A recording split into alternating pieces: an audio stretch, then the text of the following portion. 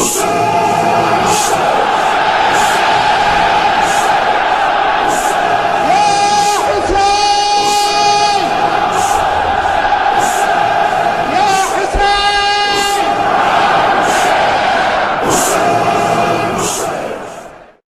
حول ولا قوة إلا بالله العلي العظيم. أعوذ بالله من الشيطان الرجيم. بسم الله الرحمن الرحيم. الحمد لله الذي هدانا لهذا وما كنا لنهتدي لولا أن هدانا الله. لقد جاءت رسل ربنا بالحق والصلاة والسلام على سيد أصل ما في الوجود، سر الله في كل موجود،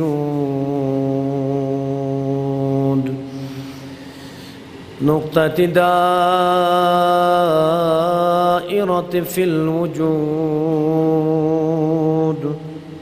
صاحب لواء الحمد والمقام المحمود،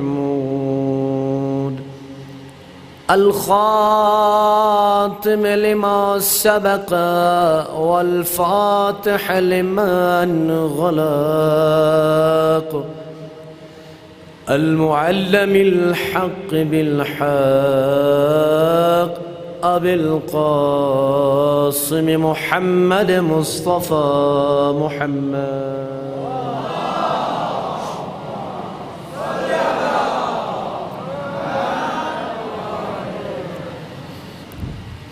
وآله الطيبين الطاهرين المعصومين المظلومين المنتجبين.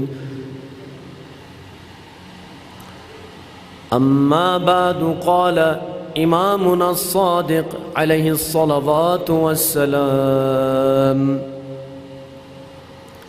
إن سوء الخلق لا يفسد العمل كما يفسد الخل العسل. صلوات پڑھیے محمد و آل محمد.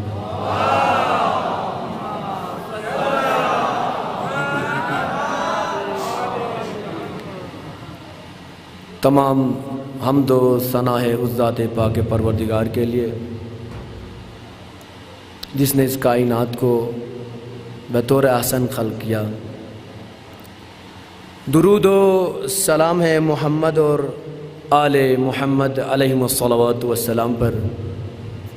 اس کے بعد قابل تعریف لائق تحسین ہے آپ تمامی حضرات. یقیناً دور و دراز سے جذبہ حسینی دل میں لیے ہوئے اس عزا خانہ امام حسین علیہ السلام میں تشریف لائے ہیں. یقیناً آپ کی تعریف بنتی ہے اس لیے کہ آج زمانے کے جیسے حالات ہیں ہم لوگ بطور احسن جانتے ہیں کتنی سختیاں اور کتنی پابندیاں ہیں اس سال. اس کے باوجود بھی آپ مدرسہ اثنا عشریہ اسلامی اسکول تشریف لائے ہیں. شاید دور دراز سے آئے ہوں گے اور اس کے بعد الحمدللہ مدرسہ اثنا عشریہ اسکول کے منتظمین کے بھی ہم بہت شکر گزار ہیں. جس طریقے سے مجسٹریٹ نے ہمیں احکام جاری کیے ہیں، حکومت کی طرف سے جو ہمیں احکامات ملے ہیں ان پر آپ عمل کر رہے ہیں، اور یقینی طور پر اس منظر کو دیکھنے کے بعد ہمیں بہت خوشی محسوس ہو رہی ہے. عزیزان ایمانی، امام حسین علیہ الصلوات والسلام کی عزاداری نہ کبھی کسی زمانے میں رکی ہے اور نہ کسی زمانے میں رک سکتی ہے۔ نہ کوئی زمانے کا بادشاہ اس عزاداری کو روک پایا ہے، نہ کوئی ایسا بادشاہ آ سکتا ہے کہ جو روک سکے، اس لیے کہ اس عزاداری امام حسین علیہ الصلاۃ والسلام کی حفاظت کرنے والا آج پردہ غیب میں زندہ و جاوید ہے۔ امام زمانہ علیہ الصلاۃ والسلام کی نظر کرم ہمیشہ عزاداروں پر رہتی ہے، اور یقیناً فرزند زہرا جب تک پردہ غیب میں ہے یہ عزادار کبھی حسین کی عزاداری میں کمی آنے نہیں دیں گے، چاہے دشمن جتنی بھی پابندیاں لگائے اس کے باوجود بھی یہ عزاداری کبھی رک نہیں سکتی ہے۔ عزیزان ایمانی، میں نے جس حدیث پاک کو اپنا سرنامہ یہ کلام قرار دیا ہے، صادق آل محمد امام جعفر صادق علیہ السلام، اللہم صلی علی محمد، اپنی حدیث مبارکہ میں ارشاد فرماتے ہیں، قال ان سوء الخلق لیفسد العمل، بے شک سوء خلق، بد اخلاقی انسان کے عمل کو اسی طریقے سے فاسد کر دیتا ہے، ختم کر دیتا ہے، کما یفسد الخل العسل، جس طریقے سے سرکہ شہد کی مٹھاس کو ختم کر دیتا ہے، اسی طریقے سے ہماری بد اخلاقی ہمارے ایمان اور عمل کو ختم کر دیتا ہے۔ عزیزان ایمانی، موضوع سخن آج چند کلمے اخلاق کے اوپر انشاءاللہ اگر توفیق ہوئی تو اسی پہ گفتگو ہوگی۔ آپ ذہن میں یہ رکھیے گا کہ آج ہم اس عزاخانہ حسین، اس درسگاہ حسینی سے جب باہر نکلیں گے تو ہم کچھ درس اخلاق لے کر نکلیں گے۔ عزاداری کا مطلب یہ نہیں کہ صرف آئے اور حسین پر گریہ کیے اور سینہ پیٹ کے چلے گئے، اسے عزاداری نہیں کہتے ہیں، اسے کہتے فارملٹی۔ ہمارے پرانے آبا و اجداد سینہ پیٹتے تھے، ہم نے بھی پیٹ دیا، وہ روتے تھے، ہم بھی رو گئے، نہیں۔ عزاداری کا مطلب یہ ہے کہ یہ درسگاہ امام حسین ہے، درسگاہ اہل بیت ہے، یہاں پر جب ہم آئے ہیں تو صرف سینہ پیٹنے کی غرض سے نہ آئیے، یہاں پر جب آپ آئیں گے یا آئے ہیں تو اس لیے نہ آئیے کہ صرف حسین کے اوپر گریہ کرنا ہے، بلکہ جب آپ یہاں پر آئے ہیں تو یہ ذہن میں رکھیے کہ جس حسین نے دین اسلام کو بچانے کے لیے اپنی قربانی دی ہے، اس دین کو سمجھنے کے لیے ہم اس عزاخانے میں آئے ہیں، ذہن میں یہ رکھیے۔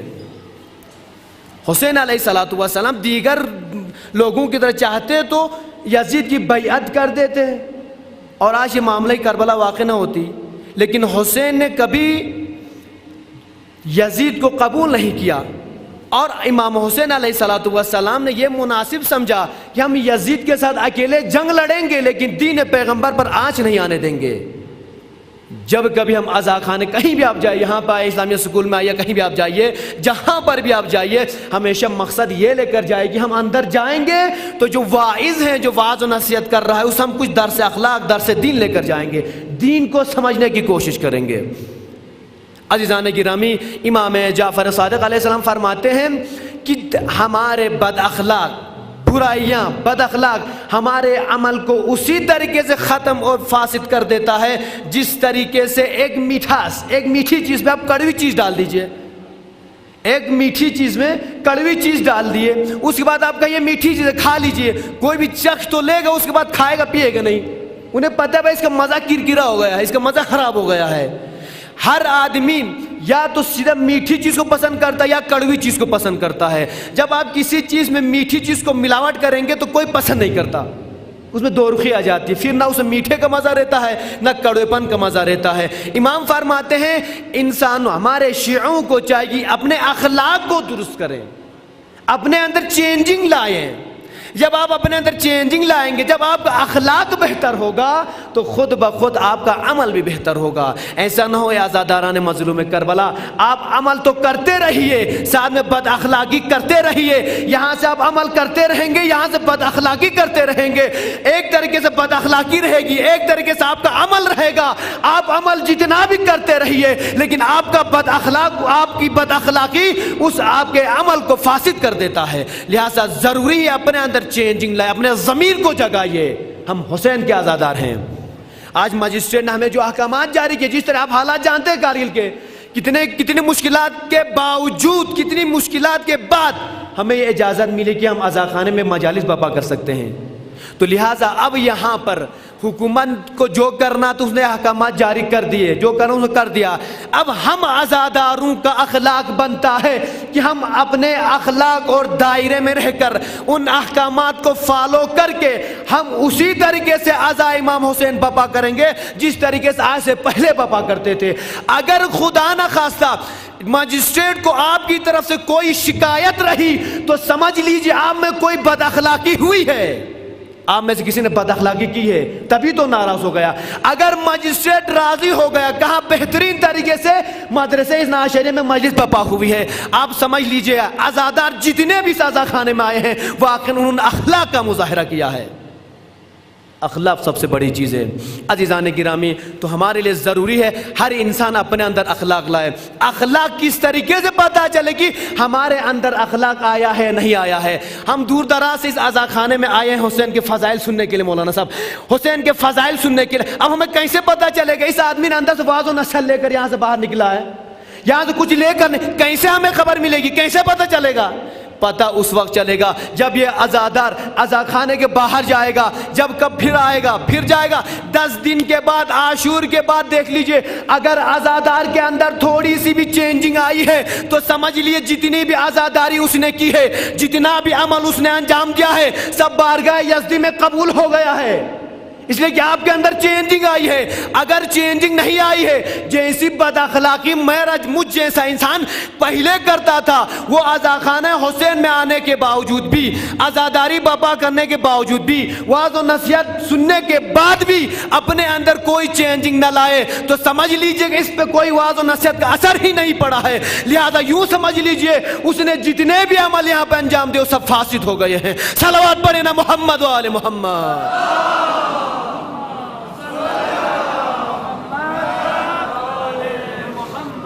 عزیزان گرامی، ہمارے لیے ضروری جو سب سے مسٹ امپورٹنٹ چیز ہے وہ اپنے اندر اخلاق لانا ہے۔ اخلاق کی اتنی صفات ہے، اخلاق کی اتنے فضائل، اتنے احادیث میں اخلاق کے بارے میں مرقوم ہوا ہے۔ میں کیا بیان کر سکتا، ایک دو چیزیں اشارہ کر کے، چونکہ وقت اپنے پاس قلیل ہے لہذا ہم وقت کو مد نظر رکھتے ہوئے میں اپنی بات کو تمام کر دیتا ہوں۔ السلام علیکم۔ پیغمبر اسلام صلی اللہ علیہ وآلہ وسلم کے زمانے میں آپ دیکھتے ہیں پیغمبر اکرم صلی اللہ علیہ وسلم کا اخلاق ہمارے سامنے نمونہ عمل کی طرح سامنے ہے۔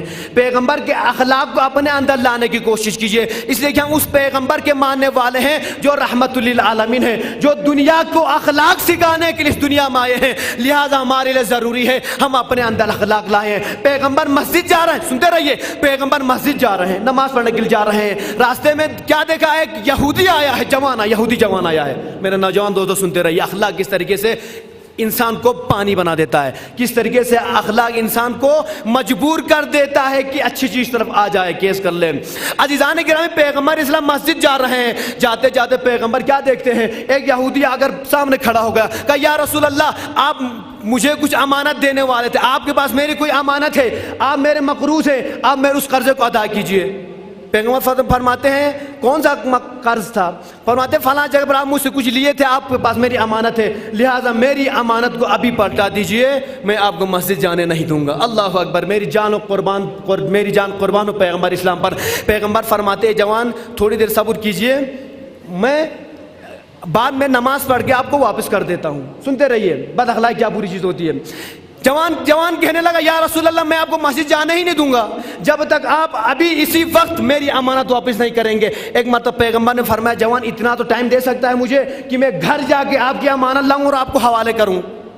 گھر جا کے آپ کی امانت لاؤں اور آپ کو واپس کروں، اتنا تو مجھے ٹائم دے سکتے، وقت دے سکتے ہیں۔ جوان نے کہا یا رسول اللہ آپ اسی وقت میری امانت مجھے واپس کریں گے؟ اگر آپ نے اسی وقت واپس نہیں کی میں نہ آپ کو مسجد جانے دوں گا بلکہ میں آپ کی شان میں گستاخی کروں گا۔ پیغمبر اسلام صلی اللہ علیہ وسلم کی شان میں کہہ رہا گستاخی کروں گا۔ ایک مرتبہ پیغمبر فرماتے ہیں بھائی دیکھنا میرے پاس ابھی امانت آپ کے ساتھ میں ہے جو میں آپ کو ابھی ادا کروں، آپ مجھے ٹائم دینے کے تیار ہیں، میں کیا کر سکتا ہوں؟ ایک مرتبہ جوان کو خون گرم ہوتا ہے، جوان کو خون گرم ہوتا ہے، فوراً غصے مارنے لگتے، لڑ پڑتے ہیں، فوراً تیار ہو جاتے جھگڑے کے لیے۔ کہا یا رسول اللہ اب آپ میری بات نہیں مان رہے ہیں تو لہٰذا میں آپ کی شان میں گستاخی کروں۔ پیغمبر کو برا بھلا کہنے لگا۔ ایک مرتبہ غریبان پیغمبر پر ہاتھ رکھتا ہے، گستاخی دیکھیے، پیغمبر کے غریبان کو چاہ کر کے ہاتھ رکھتا ہے۔ کہ یا رسول اللہ آپ میری امانت اسی وقت دیتے ہیں یا میں آپ کی شان میں گستاخی کروں؟ اصحاب مسجد میں منتظر ہیں کہ پیغمبر نماز پڑھنے آئیں گے۔ ایک مرتبہ لوگوں نے دیکھا کہ پیغمبر کو تاخیر ہو گئی، جلدی دوڑے ہوئے باہر آئے، دیکھنے کے لیے آئے۔ کیا دیکھا کہ ایک یہودی ہے پیغمبر کی گریبان پر ہاتھ رکھا ہوا ہے، دونوں میں آپس میں بحث ہو رہی، مباحثہ بات ہو رہی ہے۔ ایک مرتبہ صحابی سب آئے، آنے کے بعد اس جوان کو پکڑ کے، جس طرح ہم اپنی روش، ہمارے یہاں جو روش ہے ایک آدمی کو مارتے دیکھتے ہیں ہم 10 تاکہ اس بیچارے کو مار کے چلے جاتے ہیں، رشتہ داری نبھاتے ہیں۔ آئے اصحاب، آنے کے بعد اس جوان کو پٹک کے زمین پر ایک مرتبہ اس کو مارنے پیٹنے لگے۔ پیغمبر یہ منظر دیکھنے کے بعد پریشان ہو گئے۔ کہا صاحب تم یہ کیا کر رہے ہو؟ کہا تم یہ کیا کر رہے ہو؟ کہا یا رسول اللہ اس جوان نے آپ کی شان میں گستاخی کی ہے۔ پیغمبر فرماتے اس نے میری شان میں گستاخی کی ہے، اس نے میرے ساتھ بد اخلاقی کی، آپ کے ساتھ بد اخلاقی نہیں کی، تو آپ کیوں گرم ہو رہے ہیں؟ آپ کیوں ان کو مار رہے ہیں؟ آپ ان کے ساتھ کیوں بد اخلاقی کر رہے ہیں؟ آپ کو کس نے اجازت دی ان کے ساتھ بد اخلاقی کرنے کے لیے؟ ایک مرتبہ پیغمبر فرمایا میں آپ کو اجازت ہی نہیں دے سکتا، اس جوان کو آپ مارے، چھوڑ دیجئے، اس کو آزاد کر دیجئے۔ پیغمبر کا اخلاق۔ اب اپنے معاشرے کی بات کیجئے، اگر خدا نہ خواستہ کسی بڑے آدمی دین کو، بڑے آدمی کو کوئی اگر بد اخلاقی کرے، اس کے چاہنے والوں سے، گاؤں والے 2-4 ہیں تو ہمارے تو آپ منظر جانتے ہیں، اس بیچارے مار پیٹ کے پتہ نہیں کیا کیا کر کے چھوڑ دیں گے، اس کو مار دیں گے، تقریباً کچھ لوگ تو جان سے مار دینے تیار ہو جاتے ہیں۔ پیغمبر اسلام فرماتے ہیں آپ کو کسی کو حق نہیں اس کو مارنے کے لیے۔ عزیزان اکرام سنتے ہیں نا، دیگ سے زیادہ چمچہ گرم، دیگ سے زیادہ چمچہ، یہی تو ہے۔ پیغمبر کی شان میں گستاخی اس جوان نے کی ہے لیکن اصحاب مارنے پہ تلے ہیں۔ پیغمبر فرماتے ہیں میری طرف سے اجازت نہیں۔ جب اس یہودی جوان نے پیغمبر اسلام کا یہ منظر دیکھا ہے، پیغمبر اسلام کا یہ اخلاق دیکھا ہے، ایک مرتبہ پیغمبر کے قدموں میں گرتے ہیں، کہتے ہیں یا رسول اللہ، یا محمد، آج مجھے پتا چلا کہ آپ اللہ کے حقیقی وسیع، حقیقی رسول ہیں۔ کہا کیا ہوا تمہیں، کیا مشکل پیش آئی؟ اب کیا ہوا؟ پہلے تمہارا رویہ کچھ اور تھا، اب رویہ کچھ اور ہو گیا ہے۔ ایک مرتبہ جوان کہتا ہے یا رسول اللہ آج مجھے پتا چلا اب رحمت للعالمین ہے، اس لیے کہ آپ کے پاس ابھی اس وقت پاور تھا، آپ کے پاس آدمی تھے، آپ چاہتے ہو تو میری جان لے سکتے تھے، آپ کے ایسا مجھے مار سکتے تھے، آپ کے پاس پاور ہونے کے باوجود بھی آپ نے میری جان بچائی اور میں نے آپ کی شان میں گستاخی کی ہے۔ یا رسول اللہ مجھے کلمہ پڑھا دیے، مجھے اسلام قبول کرنا ہے۔ صلوات پڑھیں نا محمد و آل محمد۔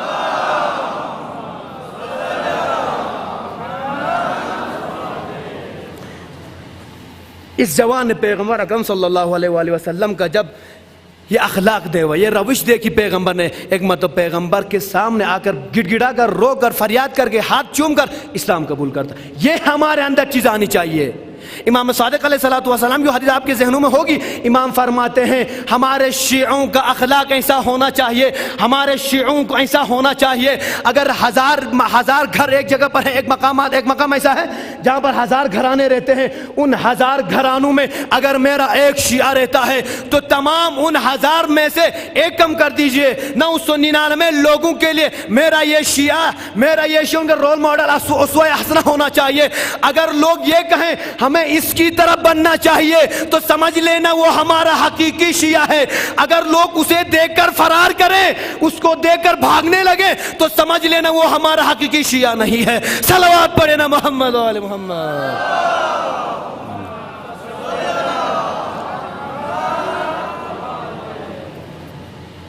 امام صادق علیہ السلام سے کسی صحابی نے اگر پوچھے یا ابن رسول اللہ آپ مجھے تھوڑا سا درس اخلاق دیجئے، آپ مجھے اخلاق کے بارے میں تھوڑا سا درس دیجئے، آپ مجھے تھوڑا بتا دیجئے۔ ایک مرتبہ امام صادق علیہ السلام فرماتے ہیں یاد رکھنا جوان، اخلاق خداوند عالمین کی طرف سے عطا کردہ شے ہے، عطا کردہ اخلاق یہ خدا کی طرف سے عطا کردہ شے ہے۔ ایک مرتبہ پیغمبر اسلام ایک مرتبہ صحابی امام سے پوچھتا ہے یا مولا کس طریقے سے ہم اپنے اندر اخلاق لائیں، کس طریقے سے ہم اپنے اندر اپنی بد اخلاقیوں کو ختم کر کے دور کر دیں، اپنے اندر اخلاق لائیں۔ پیغمبر اس پہ امام صادق علیہ السلام فرماتے ہیں یاد رکھنا اخلاق دو طریقے سے ہوتا ہے، ایک اخلاق فطری ہوتا ہے، ایک اخلاق کسبی ہوتا ہے۔ ایک اخلاق فطری ہوتا ہے، ایک اخلاق کسبی ہوتا ہے۔ فطری اور کسبی میں کیا فرق ہوا؟ فطری یعنی خدا کی طرف سے دیا ہوا۔ کچھ لوگ ہوتے ہیں نا جو بچپن سے بامہذب ہوتے ہیں، آپ دیکھتے ہیں کچھ ہوتے ہیں جو بچپن سے بامہذب ہوتے ہیں، ان کے آباء و اجداد مہذب ہوتے ہیں، مطلب یہ ہوا کہ خدا کی طرف سے انہیں عطا کردہ شے ہے، یہ اخلاق خدا کی طرف سے عطا کردہ چیز ہے۔ لیکن اگر آپ دیکھتے ہیں ایک جوان ہے مجھ جیسا میں اپنی مثال دیتا ہوں، مجھ جیسا ایک بد اخلاق انسان جو پہلے اس کے اندر ہزاروں برائیاں تھی، لیکن آج آپ اس کو دیکھتے ہیں کہ با اخلاق بن گیا ہے۔ ایک عام انسان کو دیکھیے پہلے بد اخلاق تھا، آپ دیکھتے ہیں کہ وہ با اخلاق بنا ہے، با اخلاق بننے کے بعد اب آپ دیکھتے ہیں یار وہ کتنا اپنے اندر چینجنگ لایا ہے، کتنا مہذب ہو گیا ہے، کتنا با اخلاق ہو گیا ہے۔ جب آپ آپس میں بات اس کے اخلاق کے بارے میں بات کرنے لگیں گے تو سمجھ لیجئے وہ اخلاق کسبی ہے۔ ایک مطلب راوی نے پوچھا مولا اخلاق کسبی اور اخلاق فطری میں کون سی چیز افضل ہے، ان دونوں کون سی چیز افضل ہے؟ ایک مرتبہ امام صادق علیہ السلام فرماتے ہیں یاد رکھنا اخلاق فطری اور اخلاق کسبی میں دونوں میں فرق یہ ہے کہ ایک عطا کردہ ہے ایک کسب کردہ ہے۔ دونوں میں افضل یہ ہے کہ جو شخص کسب کر کے اپنے اندر اخلاق لاتا ہے وہ اخلاق فطری سے افضل ہے، اخلاق فطری سے افضل ہے۔ کیوں؟ اس لیے کہ ایک شخص جو پہلے بد اخلاق تھا، اپنے اندر 50 برائیاں رکھتا تھا، لیکن اس نے اپنے اندر چینجنگ لائی، اخلاق لایا، بد اخلاقیاں دور کر دی، اس لیے کہ انہیں زحمتیں اٹھائی ہیں۔ جب زحمتیں اٹھائی ہیں تو لہٰذا اس کا اخلاق یہ جو کسبی اخلاق ہے یہ اس اخلاق فطری سے افضل ہے، اخلاق فطری سے افضل ہے۔ تو عزیزان گرامی ہمیں یہ بات سمجھ میں آ گئی، ہم جب تک دنیا میں رہیے لوگوں کے لیے ہمیشہ یہ ہونا چاہیے کہ لوگ آپ کی تعریف کریں، کتنا با اخلاق تھا، ایسا نہ ہو کہ یار وہ کتنا بد اخلاق تھا، کتنا بد اخلاق۔ یہ ذہنوں میں نہیں آنا چاہیے، لوگوں کی زبان پہ نہیں آنا چاہیے۔ جو بھی آپ کے بارے میں گفتگو کرے، جو بھی آپ کے بارے میں بحث کرے، جو بھی آپ کے بارے میں بات کرے، لوگوں کے ذہن میں صرف یہ ہونا کتنا با اخلاق آدمی تھا۔ آج ہم اپنے مجتہدین کی مثال دیتے، کیوں دیتے ہیں عزیزان گرامی؟ مجتہدین کی مثال اس لیے دیتے ہیں چونکہ مجتہدین جانتے ہیں کہ کس طریقے سے اخلاق کو لوگوں کے سامنے پیش کرنا ہے۔ آیت اللہ محقق اردبیلی کے بارے میں علماء بہتر جانتے ہیں مجھ سے، آیت اللہ محقق اردبیلی کے بارے میں ملتا ہے کہ نجف اشرف میں جب درس دے رہے تھے، درس دیتے ٹائم ایک مطلب کچھ زوار آپ کے جیسے، خدا آپ کو سلامت رکھے، آپ کے جیسے زوار امام حسین جو امام حسین کی محبت لیے ہوئے، امام حسین کی طلب لیے ہوئے، زیارت کربلا کی آرزو لیے ہوئے، کربلا کی زیارت کے لیے جا رہے تھے، ایک مطلب نجف اشرف پہنچے ہیں۔ تو آج آپ جتنے حضرات آپ میں سے جو اربعین کی زیارت کے لیے گئے ہیں وہ اس منظر کو جانتے ہیں کس طریقے سے عراقی زوار امام حسین کی خدمت کرتے ہیں۔ میں دعا کرتا ہوں خدایا جتنے بھی عزادار یہاں پر موجود ہیں، جتنے بھی عزادار باہر سن رہے ہیں، خدایا ان تمام عزاداروں کو زیارت کربلا نصیب فرما، خدایا ہم سب کو زیارت اربعین نصیب فرما، خدایا ہم سب کو حج و زیارت سے مشرف فرما۔ عزیزان گرامی ایک مرتبہ ضرور جائے گا کربلا، ضرور جائے گی انشاءاللہ، کربلا جائیں گے، خاص طور پر اربعین کے ایام میں جائیے، پھر دیکھیے کہ عزادار کیا ہوتے ہیں اور عزاداروں کی خدمت کیسے کی جاتی ہے، عزادار کیا ہوتے ہیں وہاں پہ پتہ چلتا ہے، اور عزاداروں کی جو لوگ خدمت کرتے ہیں وہ کیا ہوتے ہیں۔ دیکھیں ہم عزاداروں کی خدمت کرتے ہیں اور دوسرے لوگ جو عزاداروں کی خدمت کرتے ہیں، دیکھیں دونوں میں کتنا ڈیفرنس ہے، دیکھیں دونوں میں کتنا آسمان زمین کا فرق ہے۔ ہم اگر یہاں پر تھوڑی سی خدمت کر لیتے ہیں، باہر جا کر ریاکاری کر ختم کر دیتے ہیں۔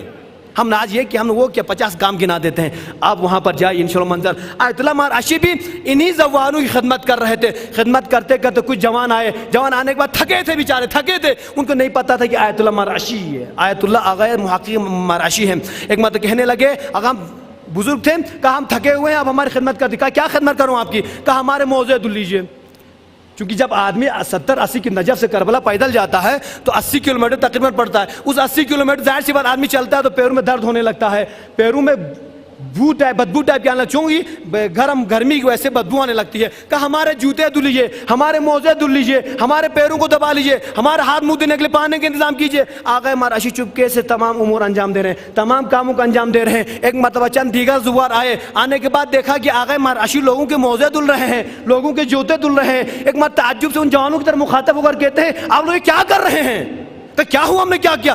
کہا یہ آپ جانتے ہیں کون سی بڑی ہستی ہے، کون سی بڑی شخصیت ہے؟ کہا کون ہے؟ ایک عام آدمی ہے جو زبانوں کی خدمت کے لیے آئے، ہم اس کو خدمت کا موقع دے رہے ہیں. کہا نہیں، یہ عام آدمی نہیں ہے، یہ ایک مجتہد دوران ہے. مجتہد. کہا یہ آیت اللہ آقا ایک محقق اردبیلی ہے. کہا کیا مشکل ہے؟ کہا یہ ہمارے آیت اللہ ہے، آپ ان سے خدمت لیں. آپس میں دونوں بحث و مباحثہ ہونے لگا. ایک مرتبہ جو بعد میں جو آئے تھے وہ کہنے لگے آپ نے ان کی شان میں گستاخی کی ہے، آپ اس آقا سے آپ معافی تلافی کیجئے.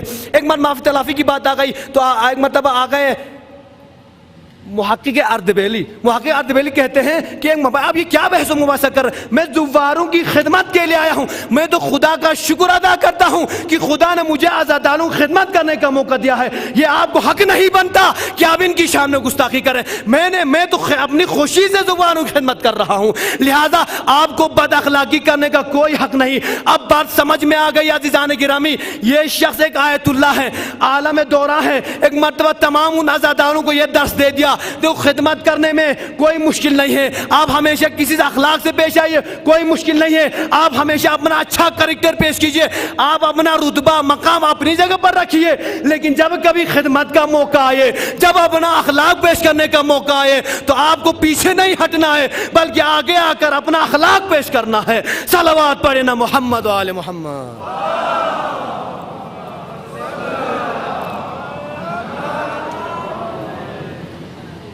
یہ ہمارا اخلاق ہونا چاہیے.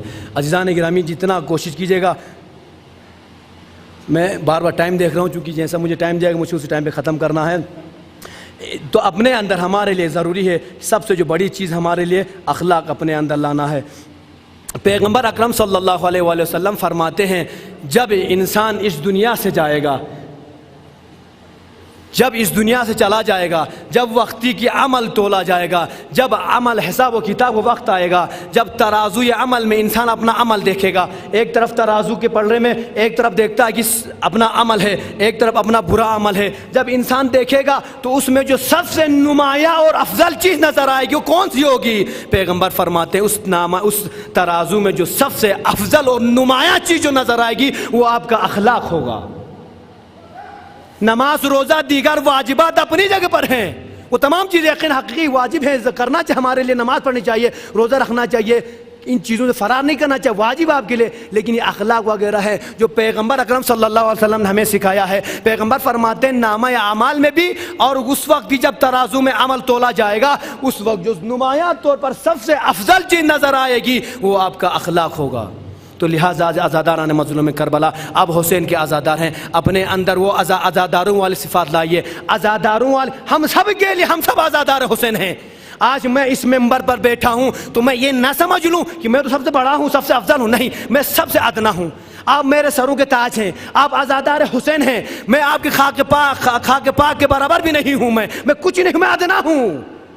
لیکن آج ہم دیکھتے ہیں انسان اکثر قیامت کے دن بہت سے ایسے علماء حضرات ہوں گے جو قیامت کے دن گڑ گڑائیں گے. مجھ جیسے بد اخلاق علماء ہوں گے، گڑ گڑائیں گے. وجہ کیا ہے؟ لوگوں کو تعلیم دیتے ہیں. صلوات پڑھیں محمد و آل محمد.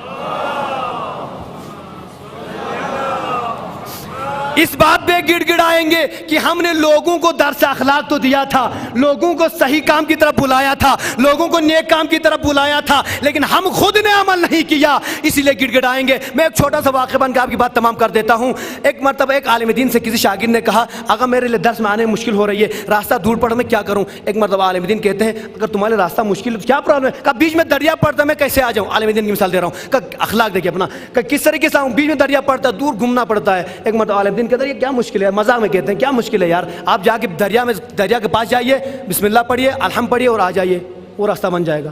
شاگرد نے عالم دین کی باتوں پر عمل کر کے وہیں فارمولہ آزمایا، دریا کے پاس آئے، الحمد پڑھا، گزر گئے، راستہ بن گیا. اب جب درس میں سب سے پہلے پہنچ گئے، آگا خود پوچھنے کیا بات ہے بھائی، کیا بات ہے، آپ جلدی آ جا گئے؟ آج کیا معجزہ ہوا؟ کہتے ہیں آقا جو آپ نے کل فارمولہ بتایا تھا نا میں نے اسی پر عمل کیا تھا. کہا کیا فارمولہ میں نے بتایا تھا؟ کہا آپ نے جو الحمد پڑھنے کے لیے کہا تھا پانی کے اوپر سے میں نے وہی پڑھ لیا. اور آپ پھر کیا ہوا؟ کہا میں نے راستہ بن گیا میں آرام سے آ گیا. آگا خود جو عالم دین ہے اپنی جگہ پریشان ہو جاتا یہ کیا فارمولہ ہوا؟ بھائی میں تو مذاق میں بولا تھا, یہ تو سیریس میں لے لیا. اندر سے سوچنے لگتے ہیں اللہ کا شکر ہے یہ ڈوبا نہیں پانی میں. اب اگلے دن خود ہی عالم دین جاتا ہے اسی پانی پر اسی نسخے کو آزمانے کے لیے. آزمانے کے بعد خود ہی دیکھتے ہیں جیسے ہی الحم پڑھا کر پہلا ہی قدم پانی میں رکھا تو ماشاءاللہ سے اندر ڈوب گئے. وجہ کیا ہوئی؟ وجہ یہ ہوئی کہ عالم دین صرف کہتا تھا عمل نہیں کرتا تھا خود ہی. آج ہمارے معاشرے میں ہی ہے ہم جیسے مثلا جو طلبہ ہوتے ہیں یا بڑے علماء ہوتے ہیں بس کچھ بھی کہہ جاتے ہیں لیکن خود ہی عمل نہیں کرتے. تو لہٰذا ہمارے لیے ایک واعظ کے لیے ضروری ہے تمام وہ اوصاف و تمام وہ اخلاق اپنے اندر لانا چاہیے جو پیغمبر اسلام نے ہمیں بتایا ہے. عزیزان گرامی دامن وقت میں اتنی گنجائش نہیں کہ میں آپ کی مجلس میں طول دوں, لہٰذا میں یہیں پر اپنی بات کو تمام کرتا ہوں. جس اخلاق کے بارے میں آج ہم نے بات کی عزادار حسین ہیں, حسین کے اخلاق کو آپ یاد کر دیجئے. حسین کے اخلاق کو یاد کرنے کے بعد آپ اپنے اندر خود بخود روز بروز چینجنگ لائیں گے. تو خلاصہ آج کی مجلس خلاصہ یہ ہوا جب آپ کسی عزاخانے میں جائیے گا کوئی بھی واعظ آپ سے آواز و نشر کرے گا, آپ جب باہر جائیں گے تو اپنے اندر چینجنگ لے کر جائیے گا, اپنے اندر تبدیلی لے کر جائیے گا. اگر آپ نے یہ صحیح کیا, اگر آپ کے اندر چینجنگ آئی تو سمجھ لیجیے گا آپ حقیقی عزادار ہیں. اور واقعاً عزاخانہ حسین میں آ کر آپ نے درس لیا ہے. عزاداران مظلوم کربلا آج چوتھی محرم آ گئی, چوتھی محرم آ گئی.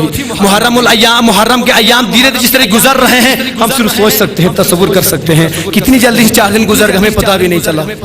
اللہ اکبر. امام حسین علیہ الصلوۃ والسلام ان ایام میں سفر پر ہیں. ایک مرتبہ امام حسین علیہ الصلوۃ والسلام جب مکہ مکرمہ پہنچتے ہیں کوفے والوں کی طرف خطوط پہنچتے ہیں. امام حسین کا اخلاق دیکھیے, اخلاقی فریضہ دیکھیے.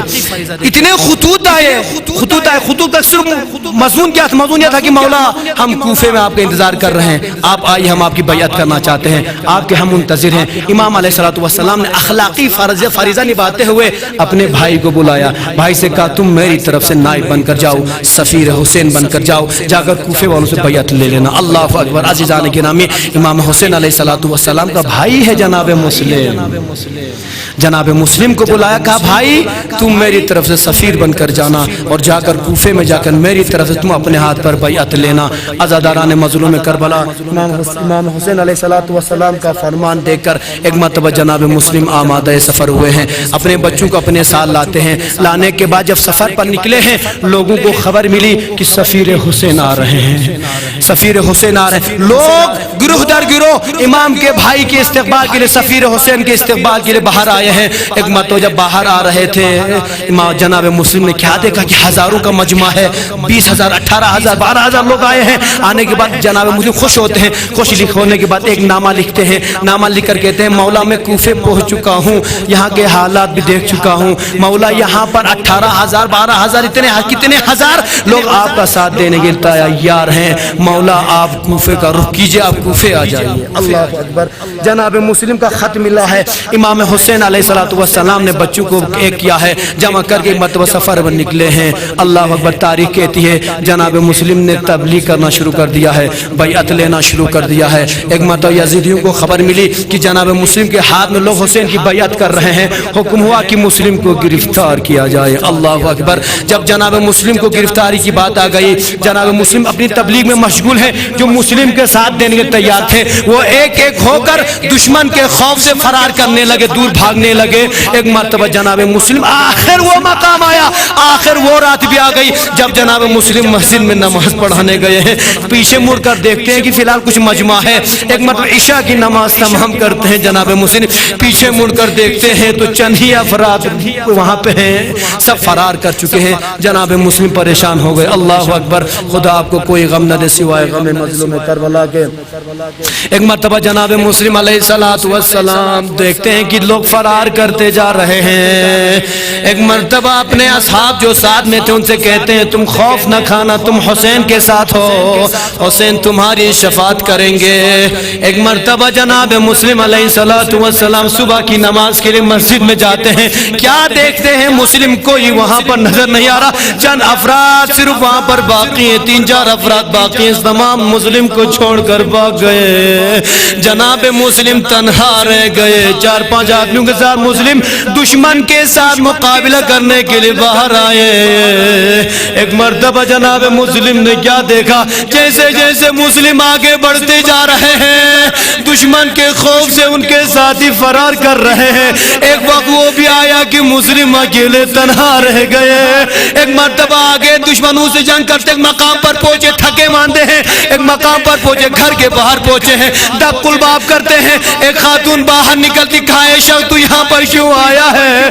ارے تمہیں نہیں پتا، ارے آج کے حالات کیا ہے، کوفے کے حالات کیا تمہیں نہیں پتا؟